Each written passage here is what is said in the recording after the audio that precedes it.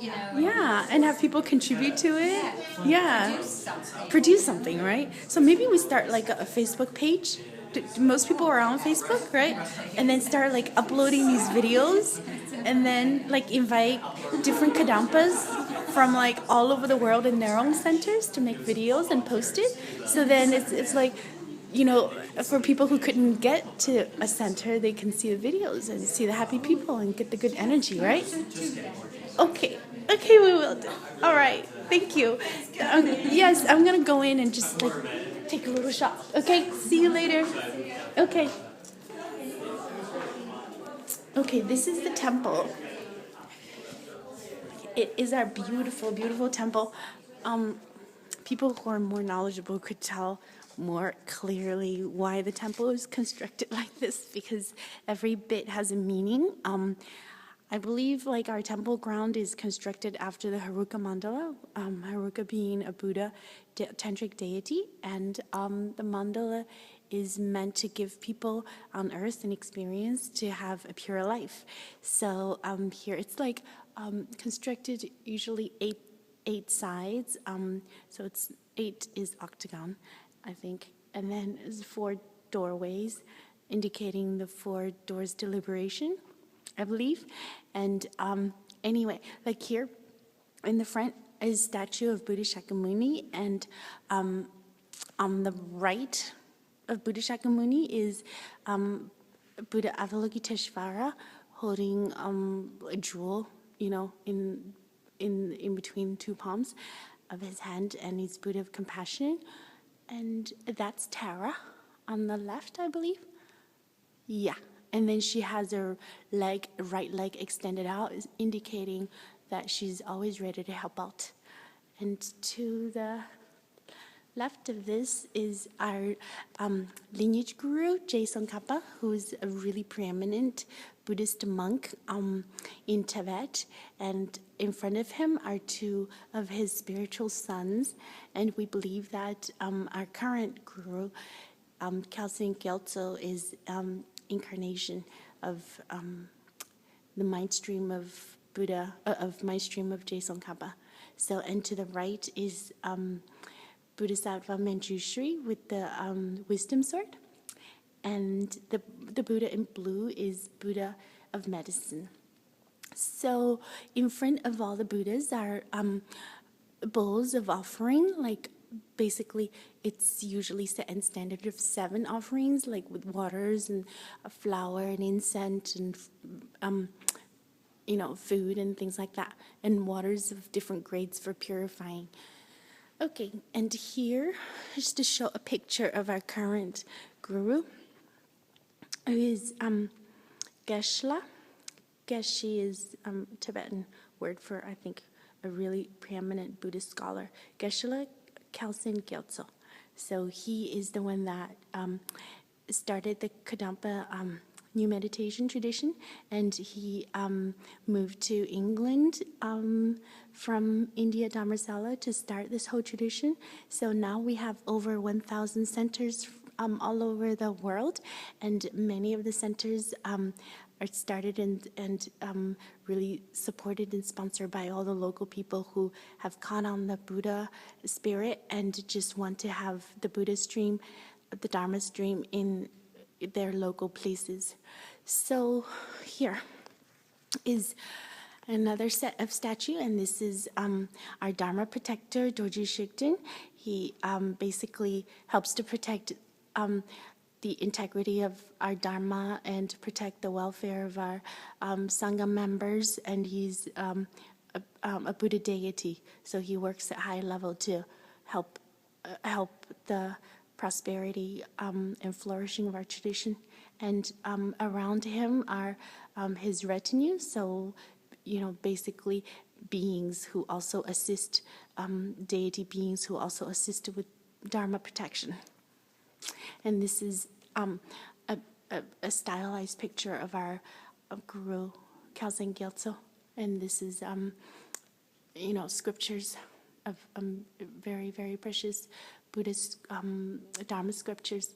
So here On the edge, like at the top edge of the building, are 35 confession Buddhas. So in our tradition, we basically make prostrations and requests to the Buddha of confession. There's 35 of them. Each one of them is responsible for different aspects of purification, because we've had all these negativities accumulated since beginningless times. So it's a little bit difficult to purify them all by ourselves. So we beseech for the help of Buddha to do that. So each one of them has like as far as pictorial presentation, a different one. Like some of them might be holding a jewel, some of them might be holding a vajra, some of them might be holding like some flower stem and what have you. So we have a book. It's basically confession, 35 confession Buddha, a purification prayer that we do, where we could recite the name of each Buddha and ask for help of purification of body, speech, and mind, and various other things. Okay, so this is basically running along the edge of the temple. So I'm going to move out here and just show like a grand, more of a bigger view of the temple. So here, when people come for meditation and teaching, they sit in these chairs, and our teacher sits in front of the picture of Geshe-la, like where the picture of Geshe-la is. So when there's real teaching going on, that spot would be taken and set down by a Kadampa teacher that's giving the lesson. And then these are sitting meditation spots, so people can bind their feet and do the Vajra posture when they meditate there. Okay, like I said, the structure of this building, it's like, I think it's got 8 different pillars, and there's something special about the 8. I've got to go look it up, but basically there's something special about that. And then here, so we've got more, like this table has got different literatures that we have. It's a pretty spacious area. You could definitely sit in bigger festival. This whole place is filled. I think it would see hundreds of people. Here are statues of Medicine Buddha. So Medicine Buddha, we invoke to Medicine Buddha for healing of body, speech, and mind. And here are some pictures of guru, lineage gurus, and Buddhas of the Tantric tradition. Buddha Vajrayogini, Buddha Haruka, and these are like various different levels of Tantric Buddhas, along with Bodhisattvas and lineage gurus, things like that. Okay.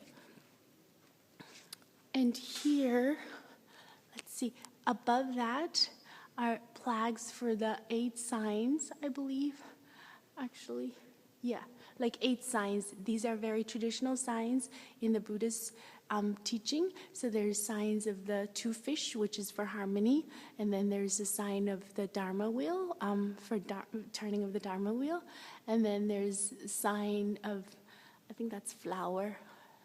Yeah, I don't remember what that is, what the meaning of flower is, but you could look it up on the internet. It's like a really standard auspicious sign. And then sign of Vajra, which is indestructible, bliss and emptiness, and so forth. Okay. And then we also have a library. So for visitors who want to learn more about our tradition, they can just sit and then read books. So I believe Geshe-la has now translated and published 26 books. So some of their books are, categorized into different depths of, understanding of Buddhism. Like some of the books we relate to understanding the mind, how to understand like a Buddhist perspective what mind is. Some of the books like Joyful Path of Good Fortune really give a lot of nuts and bolts of the practice, of some of the major concepts of Buddhism, the 3 principal aspects of the path, and things like that. Transforming Your Life, and some of the there are some books related to tantric practice. Our jewel is our daily practice of prayers. Okay.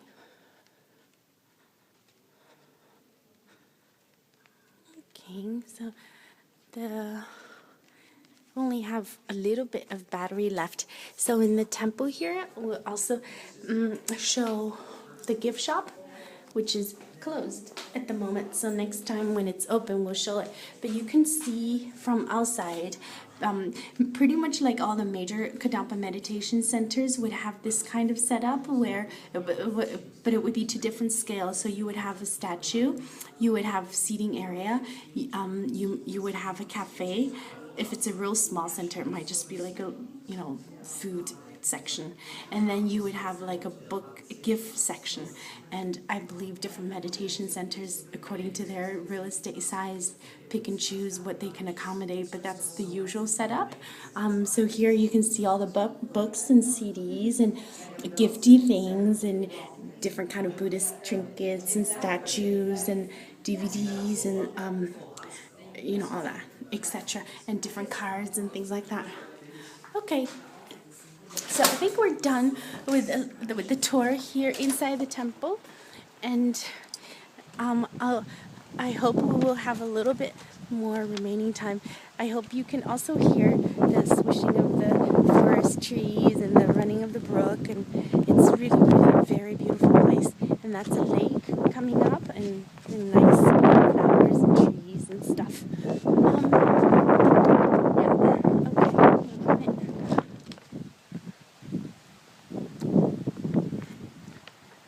I'm not sure when this temple was constructed. I think maybe it was about 10 years ago, but I could go look it up. In this place, it's Glens Bay, New York, which is about 2 hours away from New York City. So if somebody was coming through public transportation, I believe you can take a train or take a coach bus from Port Authority, and it would be about 2 hours. And then once you get here, you would get to a place called Port Jervis, which is like a train station, and then you would take a taxi to come up, or you could just drive. Okay, so this is our, I think it's called the main house, and this is where the dining room is. So if somebody was staying here as a resident, so it's communal life. So basically, someone would be responsible for cooking, and it would be done on rotational basis, a different person, a different day. So they come and then they do the cooking, and then people gather here together at a certain time to have lunch, and then dinner is also communal.